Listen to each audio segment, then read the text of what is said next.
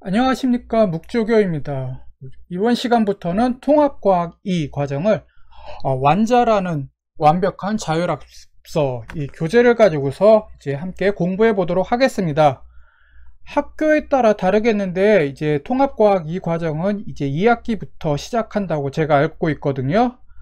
그러니까 이것은 이제 2학기 과정을 미리 함께 공부하는 과정이 되겠습니다. 그거 참고하시고요. 함께 공부해 보도록 하겠습니다.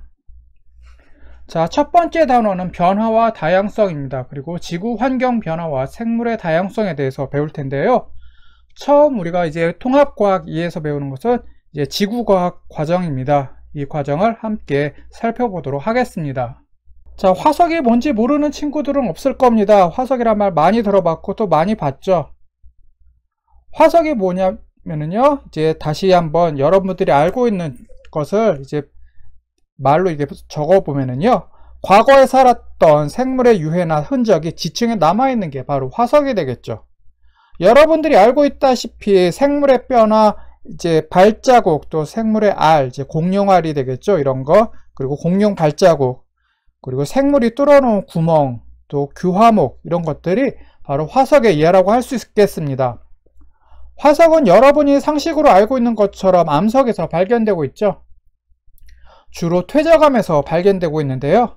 암석에는 화산 활동에 의한 화성암이 있고 또 모래나 자갈 따위가 쌓여서 만든 퇴적암이 있죠. 그리고 화성암과 이제 퇴적암이 열과 압력을 받아서 새로운 성질을 띠게 된 변성암이 있고요. 이것은 여러분들이 중학교 과학 시간에 배웠던 내용이었고요. 그런데 뜨거운 마그마 위에서 만들어진 화성암이나 고온 고압으로 이제 성질이 변화된 변성암에서는 생물 유해가 제대로 보존되기가 어렵습니다. 그래서 퇴적암 위에 생물 유해가 놓이고 그 위에 다시 모래나 흙, 자갈 등이 차례로 쌓여서 덮이는 퇴적암에서 화석이 이제 만들어지기가 쉬운 거죠. 과거에 살았던 생물들이 모두 화석이 되면 고대 생물을 연구하는데 참 좋겠는데요. 사실상 그렇지 않죠. 과거에 살았던 모든 생물이 화석이 되지 못하고 일정한 조건을 갖춰야만이 이제 화석이 만들어지게 됩니다. 그러니까 먼저 화석이 만들어지려면 어떻게 해야 하느냐 하면은요, 생물 개체수가 많아야 됩니다.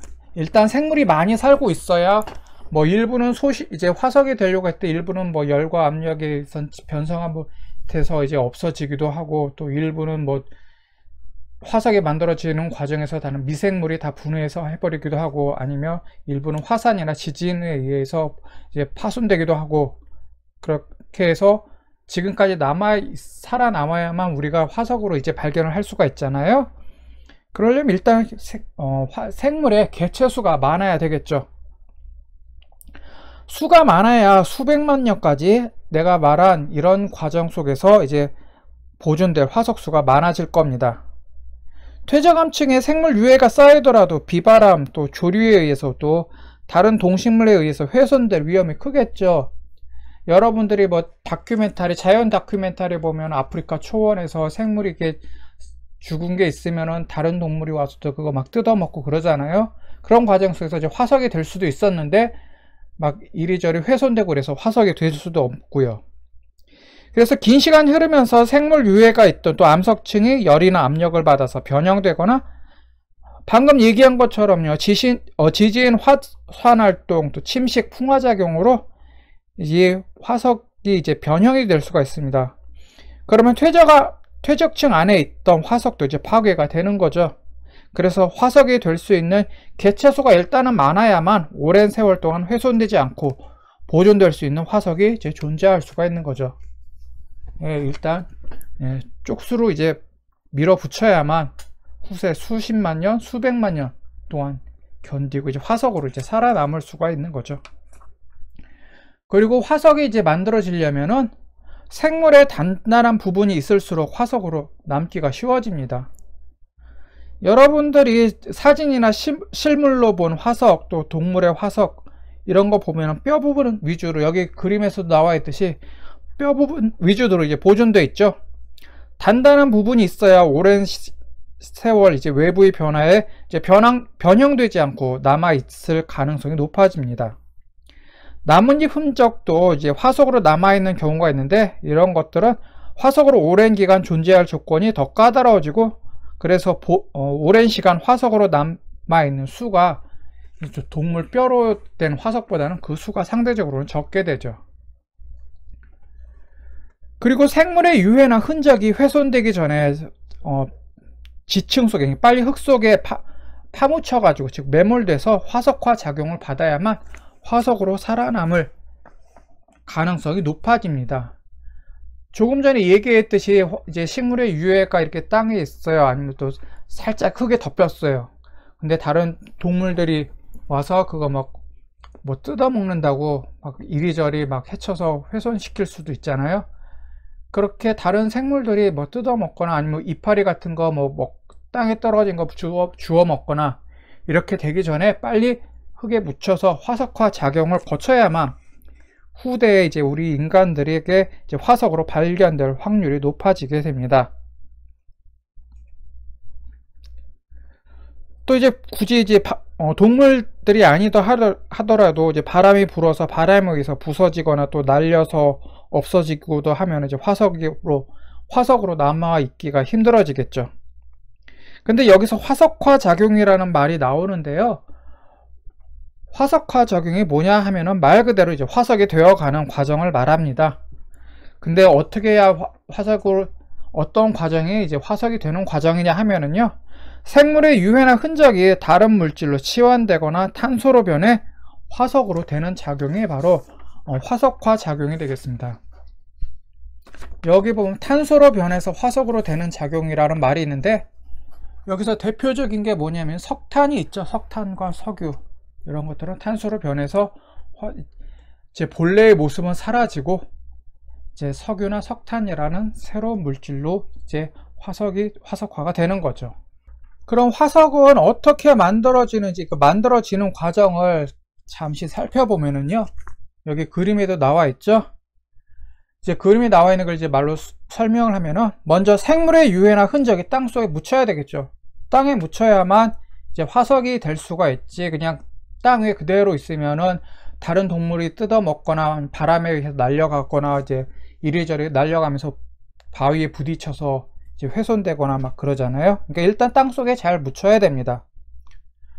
그 다음에는 생물의 유해나 흔적 위에 퇴적물이 차곡차곡 쌓여야 되고요. 그러니까 그 흙이 막 계속 차곡차곡 덮여야 된다는 거죠. 이제 흙이나 모래, 자갈 이런 것들이요. 그러면은 이제 그동안 생물 유해는 서서히 화석화가 진행이 됩니다. 퇴적암은 어디에서 형성이 되죠? 주로 바닷가에서 만들어지죠. 강물을 타고 흘러온 퇴적물이 바다에 이르러서는 바닥에 이제 차곡차곡 쌓이잖아요. 그래서 그 퇴적암이 만들어지기 때문에 퇴적암은 주로 바닷가에서 이제 형성이 됩니다. 그리고 친구 여러분들도 알고 있다시피 지구의 땅은 얌전히 있는 게 아니죠. 해저에 있던 지각이 수면 위로 이렇게 올라오기도 하고, 땅과 땅에 부딪혀서 이제 밀려 올라와서 습곡 산맥을 이루기도 하죠. 그래서 인도 대륙이 이제 쭉 유라시아 대륙과 부딪혀 가지고 만들어진 습곡 산맥이 바로 히말라야 산맥이 있고요. 또 아프리카 판이 이제 유라시아 판과 이제 부딪혀서 생긴 게 또 알프스 산맥이죠. 화석을 포함한 퇴적층이 수면 위로 올라온 다음에 물이나 바람에 의해서 암석이 깎여요. 이게 침식작용, 풍화작용이라고 하죠. 이때 화석이 세상의 모습을 드러냅니다. 땅속 깊은 곳에 있으면은 그거 우리가 발견하기 힘들겠죠. 땅속 깊은 게 이제 위로 올라와서 또 바람이나 이제 물에 의해서 깎여 나가고 이제 지층들이 깎여 나가야 이제 화석이 표면 위로 이제 드러나서 우리가 인간들이 이제 화석을 발견할 수가 있다라는 거죠. 화석을 통해서 우리는 고대 지구의 모습과 환경을 추측할 수가 있습니다. 그래서 화석을 가지고서 옛날에 공룡이 살았구나, 그 다음에 이제 지금까지 살아있는 이제 생물을 가지고서 그 당시에 지구 환경이 뭐 따뜻했다구나, 아니면 더웠구나, 아니면 추웠구나 라는 것을 추측할 수가 있는 거죠. 당시 상황을 연구하는 데 도움이 주는 화석으로 뭐가 있냐면 시상 화석과 표준 화석이 있습니다. 그러니까 화석이 쭉 여러 가지가 있어요. 근데 그것을 우리 이제 연구하는 때 이제 어떻게 도움을 주느냐에 따라서 시상 화석과 표준 화석으로 이제 구분하는 거죠. 시상 화석은 뭐냐 하면은요, 당시 환경을 알려주는 화석을 말합니다. 그러니까 이제 화석에 있는 지층이 만들어질 당시 그곳 환경을 알려주는 화석이 바로 시상 화석이 되겠죠. 특정한 환경에서 서식하기 때문에 이제 생물이 죽어서 화석이 발견되면은 그 화석을 통해서 그 지역의 당시 환경을 이제 추측할 수가 있습니다. 그래서 예를 들어서 고사리 화석을 들 수가 있는데요.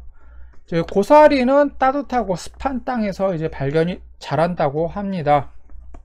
제가 고사리는 많이 먹어봤어도 고사리 어디서 자라는지는 제대로 안 봤는데요. 고사리는 이제 주로 따뜻한 곳에서 자란다고 해요. 고사리는 육지에서 자라죠. 우리 산에서 이제 고사리 캐잖아요. 바닷속에 들어가서 해녀가 고사리 캐는 채집하는 게 아니라 산 속에서 뭐 이제 고사리 캐잖아요. 고사리는 육지에서 자라는 식물입니다. 근데 아무 데서나 자라는 게 아니라 따뜻하고 습한 곳에서 서식을 하고 있죠. 고사리 화석이 발견된 지층은 이제 고사리가 발견이 됐어요. 그러면 고사리가 발견된 그 지층, 그 땅을 보면은 그 땅이 형성될 당시, 즉 퇴적암이 이게 만들어질 당시에는 그곳은 따뜻하고 습한 육지였다고 우리가 추측할 수가 있는 거죠. 또 하나로 조개 화석을 들 수가 있어요. 조개는 어디서 살죠? 바닷가에서 살죠. 뭐 바닷가 깊은 곳에 사는 게 아니라 여러분들이 텔레비전에서 봤거나 아니면은 체험 학습을 통해서 아니면 여러분들 고향에 따라서는 이제 집 주변에서 바로 갯벌에서 이제 조개가 이제 살고 있죠. 조개는 이제 갯벌에서 서식하고 있어서 조개 화석이 발견됐다라고 하면은 조개 화석이 들어있는 그 지층은 아주 오랜 옛날에는 그 땅이 지금은 육지로 되어 있지만 아주 오랜 옛날에는 얕은 바다이거나 아니면 갯벌이었다 라고 우리가 추측을 할 수가 있는 겁니다. 그래서 어떤 화석이 시상 화석으로 취급되기 위해서는 지금까지 우리가 이 화석, 여기 고사리 화석, 조개 화석처럼 이 화석은 시상 화석에 속한다 라고 이렇게 그 화석을 시상 화석으로 분류하기 위해서는 그 생물의 생존 기간이 길어야 된다. 생존 기간이 길어야 된다고 해서 이 말이 그 생물의 수명이 길어서 그 생물이 고사리나 이 조개가 몇천 년, 몇만 년 그렇게 살아야 된다는 게 아니라요. 아주 오랜 시간 전부터, 옛날부터 그게 서식하고 지금까지 이제 계속 서식하고 있어야 된다는 거죠. 예를 들어서 고사리는 고생대부터 존재해온 양치식물이 있고요. 그래서 이제 지금 고사리 이제 자라난 서식 환경을 보고서 이제 옛날 고생대 지층에 있는 고사리 화석을 발견했을 때, 이 지층이 발견된 곳은 옛날에는 이제 따뜻한 육지였고 또 습한 땅이었구나 라고 우리가 추측을 할 수 있는 거죠. 삼엽충이라는 화석 아시죠? 봤을 겁니다. 이 삼엽충은 이제 고생대에서 서식한 생물이지 이제 제품, 전자제품을 좋아하는 그런 사람을 비하하는 말이 아니에요. 여기서 나오는 삼엽충은요. 어쨌든 삼엽충은 고생대에서 서식하는 생물인데, 그래서 삼엽충의 서식 환경을 제대로 알 수 있을까요? 없을까요? 모르죠. 왜냐하면 삼엽충은 고생대에 살았다가 이제 멸종된 생물이기 때문에 지금까지 살고 있으면은 지금 삼엽충이 어디에 살고 있는가 그 환경을 보고서 삼엽충이 발견된 지층을, 삼엽충 화석이 발견된 지층을 가지고서 그 지층의 이제 환경을 이제 파악할 수가 있을 텐데, 추측할 수가 있을 텐데, 고생대만 살고 이제 멸종됐기 때문에 삼엽충 화석만 가지고서 그 삼엽충이 살았던, 삼엽충 화석이 발견됐던 그 지층의 서식 환경을 우리는 제대로 알 수가 없죠. 그러니까 삼엽충 화석이 발견됐다고 해서 그것 자체만으로 그 환경을, 삼엽충 발견된 그 지층의 환경을 파악할 수는 없는 겁니다. 다른 방법 가지고서, 다른 증거를 가지고서 그곳의 서식 환경을 파악해야 된다라는 거죠. 우리나라 태백의 구문소라는 곳이 있습니다. 여기 사진에 나와 있는데요. 여기가 뭐냐면 구문소예요. 이게 낙동강 이제 상류죠. 여기 이 물이 쭉 흐르고 흘러서 낙동강 되고 이제 부산을 지나서 남해안으로 이제 물이 흘러갑니다. 이 구문소는 낙동강 상류가 지나가는 곳인데 여기서 이제 조개 화석이 발견되었습니다. 이건 누가 이제 구문소 가서 놀러 가가지고 조개 요리 해 먹고 그 조개 껍질을 아무데나 막 버려서 그게 이제 땅속에 묻혀서 화석이 된 게 아니라 그 지역이 과거에는 얕은 바다이거나 아니면 갯벌이었다라는 것을 보여주는 거죠. 그러니까 여기 구문소 이 땅이 옛날에는 얕은 바다였거나 이제 갯벌이었는데 이제 지각 변동에 의해서 이제 육지로 이제 솟아올랐다라는 것이죠. 그리고 참고로 구문소 이게 뭐냐면 여기 구멍이 나와 있죠. 이게 원래 땅이에요. 땅인데 이제 강물, 낙동강물이 이게 산 언덕으로 되는 바위로 된 언덕인데요. 그 바위로 된 언덕을 뚫고 이제 흘러가는 거죠. 원래 이제 산이 이렇게 막 가로 막혀 있으면 강물은 여기 막혀가지고 여기 지나가지 못하고 삥 돌아서 가거나 흘러가지 못하고 그냥 호수물이 고여 있거나 그래야 되는데 여기 같은 경우는 이 구문소는 낙동강물이 그 언덕 바위층을 뚫고 지나갔어요. 이건 이제 참고로 그냥 알아두시면 되겠습니다. 그래서 어떤 화석이 시상 화석으로 이제 분류될 수 있으려면은요, 그 생물의 이제 분포 면적이 좁아야 됩니다. 즉 서식할 수 있는 환경이 광범위하면은 그 화석이 발견됐을 때 그 화석이 발견된 그 지층의 이제 그 당시 환경을 추측하기 어렵다라는 거죠. 고사리는 우리나라에서만 자라라는 법은 없죠. 고사리는 우리나라에서만 자랄 뿐 아니라 북미 즉 북아메리카에서도 자라고 유럽에서도 잘 자라고 있습니다. 즉 이 고사리는 어디서 자라건 상관은 없는데 고사리가 이제 서식할 수 있는 조건이 따뜻하고 습한 육지라는 이런 특정한 조건을 있어야 된다라는 거죠. 그리고 조개는 뭐 우리나라에도 조개 많죠. 갯벌에 조개 많이 있고 뭐 다른 아프리카에도 조개가 있을 거고 유럽이나 뭐 인도 뭐 동남아시아에도 조개가 있을 거예요. 근데 어디에선 어느 곳에 자라든 상관은 없는데 조개가 살 수 있는 조건, 즉 얕은 바다나 갯벌이어야 한다라는 분포 면적에 이런 조건이 있어야 제약이 있어야 한다라는 거죠. 그래야만 그 화석이 발견됐을 때 그 화석이 발견된 그곳의 당시 지층의 환경을 뭐 기후가 따뜻했는지 이제 고사리처럼 고사리가 발견됐으면 이곳은 옛날에는 따뜻한 곳이었구나. 조개가 발견됐으면 여기는 과거에는 갯벌이거나 얕은 바다였구나. 이렇게 우리가 추측을 할 수가 있다라는 겁니다. 자, 시상 화석이 있고요. 우리가 화석으로 이제 환경을 연구할 때 표준 화석이 있습니다. 표준 화석은 이제 뭐냐면은 시상 화석은 이제 지층의 생성 환경을 알려주는 화석인데요.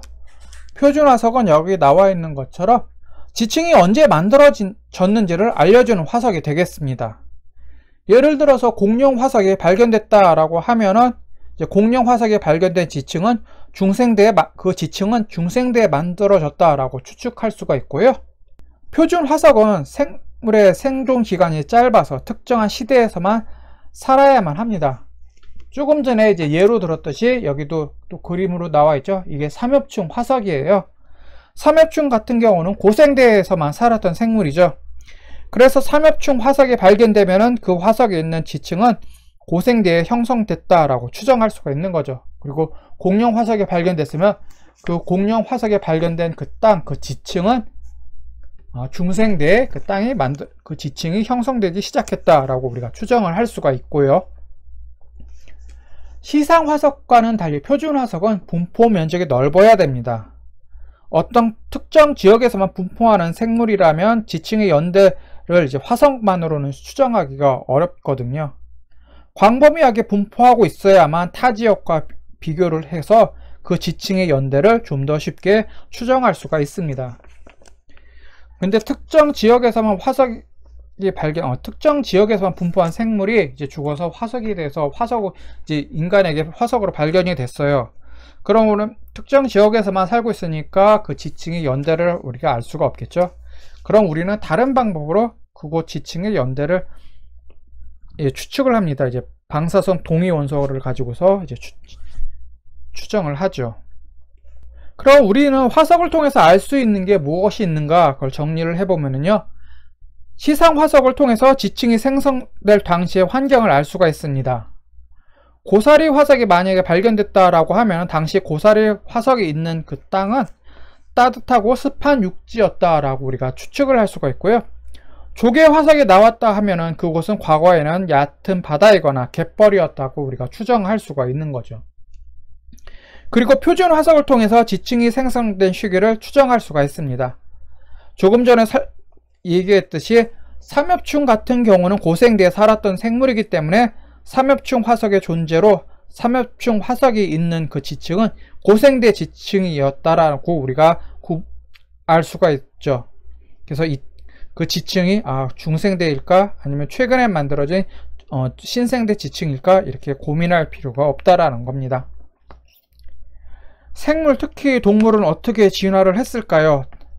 우리가 상식으로 알고 있었죠. 단순한 형태에서 복잡한 형태로 진화를 했고, 무척추 동물에서 척추 동물로, 또 양서류에서 파충류로, 또 파충류에서 조류와 포유류로 진화했다라는 것을 우리들이 상식으로 알고 있죠. 근데 이렇게 생물이 진화했다라는 것은 우리는 어떻게 알 수 있었을까요? 우리 인간이 46억 년 전서부터 살고 있어가지고 그때 이제 어떤 생물이 살고 있었다 이제 기록을 해서 그 기록을 가지고서 우리가 알고 있을까요? 그건 아니죠. 우리는 이제 지층에 묻혀있는 화석을 통해서 생물의 진화를 밝혀낸 겁니다. 화석을 가지고서 화석의 이제 발달 정도를 가지고서 우리는 생물이 이렇게 진화를 했구나 라고 우리가 추정을 해온 거죠. 지층은 맨 아래부터 차곡차곡 쌓이죠. 흙이나 자갈이나 모래 이런 것이 이제 바닷가에서 맨 차곡차곡 쌓이는 게 맨 아래부터 차곡차곡 만들어지지 위에부터 만들어지지 않잖아요. 그래서 맨 아래에 있는 지층은 가장 오래된 지층일 거고, 가장 밑에 있는 지층에서 화석이 발견됐다라고 하면은 그 화석이 가장 오래된 화석이라고 우리가 추정할 수가 있습니다. 그래서 이런 과정을 통해서 우리는 또 생물의 진화 과정을 연구할 수가 있는 거고요. 여러분은 혹시 독일 과학자 베게너에 대해서 들어보셨는지 모르겠네요. 독일의 과학자 베게너는 대륙 이동설을 주장한 학자로 유명하죠. 세계 지도를 보면은 대서양을 사이에 두고서 남아메리카 대륙과 아프리카 대륙이 있잖아요. 근데 두 대륙의 해안선이 이제 비슷하다는 것을 혹시 여러분들을 이렇게 느끼셨는지 모르겠네요. 베게너 역시 남미 대륙과 아프리카 대륙의 해안선이 비슷하다는 것을 착안을 해서 대륙이 이동했다. 그러니까 하나였던 대륙이 이제 갈라져서 대륙이 이동했다라는 대륙 이동설을 주장을 했어요. 근데 단순하게 해안선만 가지고서 대륙 이동설을 주장을 했을까요? 그렇진 않고요. 베게너가 대륙 이동설을 주장한 근거 가운데 하나가 화석 분포였습니다. 여기 그림으로도 나와 있죠. 멀리 떨어져 있는 대륙임에도 이제 특정한 화석이 이제 분포하고 있었어요. 근데 대륙들을 이제 한때 모아놓고 보니까 그 화석 분포가 이렇게 그림에서 보듯이 서로 이어져 있다라는 것을 그 역시 발견을 한 거죠. 그래서 화석 분포를 통해서 과거의 대륙이 한 덩어리였고 이게 떨어져 나왔다라는 사실을 이제 확인할 수가 있습니다. 그러니까 베게너의 대륙 이동설을 뒷받침해준 증거 가운데 하나가 바로 이 화석이죠. 화석으로 발견된 생물의 서식 환경을 통해서 지층이 퇴적될 당시의 환경이 바다였는지 육지였는지 우리는 알 수 있다고 얘기를 했죠. 예를 들어서 삼엽충이나 조개 화석이 발견됐다라고 하면은 과거에는 거기가 이제 바다였다라고 우리가 추측을 할 수가 있고요. 히말라야 산맥에서 바다 생물 화석이 나오고 강원도 산지에서 삼엽충 화석이 나온 걸 보면은 지금은 높은 산악지대에 있지만 아주 오래전에는 그곳이 바다였다라고 우리가 추측을 할 수가 있는 겁니다. 그리고 우리는 단순하게 이제 화석을 가지고서 그곳이 바다였는가 아니면 쭉 육지였는가 그것만 알 수가 있느냐 하면 그게 아니라 우리는 화석을 통해서 과거의 기후도 이제 추정할 수가 있습니다. 꽃가루 화석을 가지고서 당시 식생 분포를 추정할 수가 있고요. 유공층 화석을 통해서 당시 해수 온도를 또 추정할 수가 있습니다. 유공층이 뭐냐면은 여기 그림으로도 나와 있죠. 여기 사진으로 나와 있는데 이게 아주 작은 거를 이제 크게 확대한 사진입니다. 유공층이 뭐냐면은 고대 캄브리아기부터 현재까지 살고 있는 아메바형 원생 동물입니다. 그러니까 아메바라, 그러니까 굉장히 이제 원시적인 생물이죠. 아메바일까요? 아메바형 원생 동물입니다. 그래서 바닷속 해저면에서 이 유공층이 서식하고 있고요. 껍질에 있는 안정 동위 원소 분석을 통해서 당시 바닷물 온도를 추정할 수가 있습니다. 그래서 유공층 이 화석을 가지고서 당시 바다의 그 해수 온도가 어느 정도였는지, 그러니까 화석을 통해서 여기가 육지였는지 뭐 바다였는지, 그리고 여기 당시 서식 환경이 어땠는지, 고사리 화석을 통해서 그 당시 서식 환경이 어땠는지, 그것뿐만이 아니라 이 유공층 화석을 통해서 당시 바다의 온도까지 우리가 추정을 할 수가 있는 겁니다. 지질시대라는 말이 나오는데요. 이게 지질시대가 뭐냐 하면은 약 46억 년 전에 지구가 만들어졌잖아요. 46억 년 전 지구가 형성된 이후부터 지금까지 시간을 지질학적으로 이제 연구하기 위해서 사용하는 시대를 우리는 지질시대라고 말합니다. 쉽게 말해서 지구의 역사라고 할 수가 있겠죠. 지질시대는 크게 선캄브리아 시대, 고생대, 중생대, 신생대로 이렇게 분류를 할 수가 있고요. 여기 그림으로도 나와 있죠. 선캄브리아 시대, 고생대, 중생대, 신생대 이렇게 나와 있고요. 여기서 선캄브리아 시대는 지구가 생겨난 즉 약 46억 년 전서부터 5억 3,900만 년 전, 그러니까 약 5억 4천만 년 전까지의 시간을 우리는 선캄브리아 시대라고 하고요. 여기 도표에서 보듯이 가장 긴 시간을 차지하고 있다라는 것을 확인할 수가 있습니다. 지질시대는 크게 방금 얘기했듯이 선캄브리아 시대, 고생대, 중생대, 신생대로 구분을 하는데요. 표준 화석으로 알아낸 이제 생물계의 급격한 변화와 부정합과 같은 대규모 지각 변동을 가지고서 우리는 이런 시대 구분을 하고 있습니다. 그러니까 선캄브리아 시대에서 고생대, 고생대에서 중생대, 중생대에서 신생대로 넘어오는 동안에 이제 생물계의 급격한 변화, 대멸종이라든가 아니면 새로운 생물의 출현, 그리고 조산운동과 같은 대규모 지각 변동이 있었다라는 거죠. 그것을 가지고서 우리는 시대를 구분하고 있다라는 거죠. 그래서 중생대에서 신생대로 넘어갔을 때 공룡이 멸종을 했죠. 대멸종했고, 그 다음에 중생대 마렵에 포유류 동물이 이제 출현하기 시작해서 신생대를 쭉 이제 나오고 있고요. 삼엽충은 고생대에 살았다가 중생대로 넘어오면서 멸종한 생물이 되겠고요. 또 조금 전에 제가 부정합과 같은 대규모 지각 변동이 이제 시대를 구분한다라고 했는데요. 여기서 부정합이 뭐냐 하면은요, 지각 변동을 거친 지층 위로 새로운 지층이 퇴적돼서 위아래 지층 사이가 연속적이지 않는 것을 말합니다.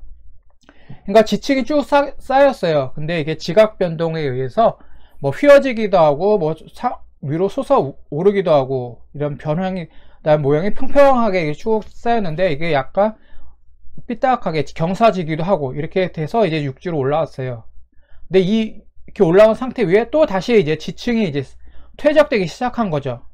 그래서 모양을 보면은 이게 맨 밑에는 사선이나 곡선이나 이렇게 되어 있는데 지층 모양이, 근데 그 위는 그냥 평평하게 지층이 쌓여 있는 형태를 하고 있거든요.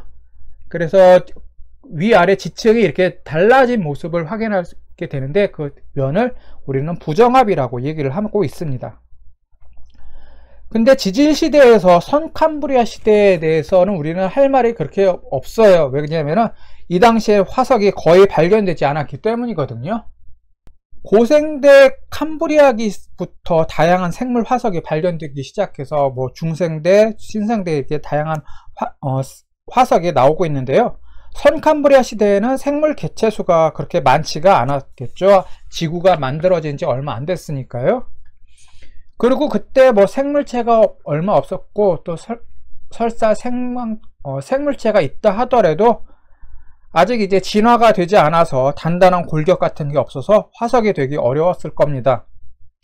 설사 또 화석이 되었다 하더라도 오랜 시간 동안, 지금 선캄브리아 시대가 46억 년 전서부터 5억 3,900만 년 전까지라고 돼 있잖아요.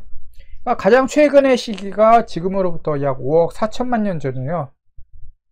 그동안 이제 땅이 가만히 얌전히 있겠어요? 아니죠. 막 지각 변동이 있고, 또 육지로 이렇게 나온 지층은 이제 풍화작용, 침식작용을 거쳤을 거고요. 그러니까 이제 화석이, 그 당시 화석이 지금까지 남아있기가 굉장히 어렵겠죠. 이제 지질시대의 상대적 길이를 보면 어느 시대가 가장 길고 어느 시대가 가장 짧았는가, 여러분 방금 이제 그 도표를 봐서 알겠듯이 가장 긴 시대는 이제 선캄브리아 시대고요. 여기 나와 있죠. 46억 년 전서부터 5억 3,900만 년 전까지 굉장히 길고요. 그 다음에 이제 고생대가 이제 그 뒤를 잇고 있습니다. 단순히 이제 시대상으로도 이제 두 번째 시대일 뿐만 아니라 이제 길이도 이제 두 번째로 길죠. 5억 3,900만 년 전서부터 2억 5,200만 년 전까지, 이렇게 이 시기가 고생되고, 그 다음에 중생대예요. 2억 5천만 년 전서부터 6,600만 년 전까지, 이때가 중생대고, 신생대는 굉장히 이제 상대적으로 길이가 짧죠. 6,600만 년, 1억 년도 안 됐어요. 6,600만 년 전서부터 지금까지의 시간이 바로 신생대가 될 겁니다. 참고로 제2차 세계대전 이후를 또 이제 시대로 구분하자 해가지고, 이제 신생대 밑에 인류세로 이제 구분을 하자라는 이제 논의가 있었어요. 인류세라는 이름으로 시대 구분을 하려고 했는데, 그게 논의는 있었는데 채택되지는 않고 그냥 무산됐죠. 그래서 다음 기회에 현재 시대를 이제 인류세를 어떻게 할 것인가, 정할 것인가 나중에 논의하기로 했습니다. 2차 세계대전을 이제 2차 세계대전 종전이 1945년에 끝났잖아요. 그때를 기점으로 인류세라는 새로운 시대를 구분하려고 하는 배경에는 뭐가 있냐면 핵무기 개발이 있었습니다. 대기의 플루토늄 성분이 이제 과거와는 비교가 안 될 정도로 이때부터 크게 늘어났죠. 핵무기 원자폭탄 이제 개발하고, 그 다음부터 계속 핵실험하고, 또 뭐 파키스탄, 인도, 중국 이런 데서도 핵 개발하고, 북한에서도 핵 개발하고 있잖아요. 그래서 방사성 물질이 대기 중에 크게 늘었어요. 이제 1945년 그때를 기준으로 해서요. 그래서 이때부터를 인류세로 하자라고 했는데, 아직은 좀 더 논의가 필요하다라고 해서 그 정하는 것은 다음 기회로 미뤄졌습니다.